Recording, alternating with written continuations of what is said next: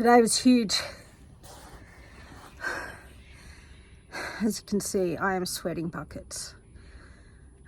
It's nearly sunset, and we sailed non-stop pretty much for 8 hours today, and yeah, imagine doing 8 hours in the gym.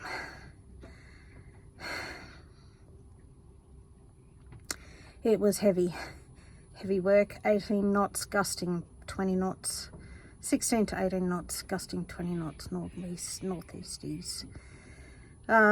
Lots of traffic on the harbour, including a cruise ship, multiple races. It was heavy work today, but I feel like, I mean, you know, I'm not as strong as the other crew members are, but I did what I could.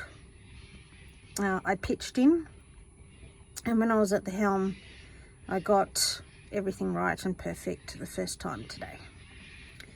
The theory questions, trying to do theory and answer theory questions while you're in the middle of a gym session and you're 4 hours in the middle of the harbour when it's splashing water everywhere.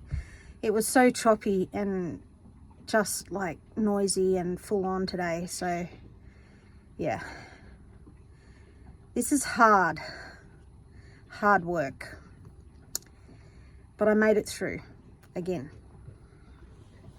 Yay.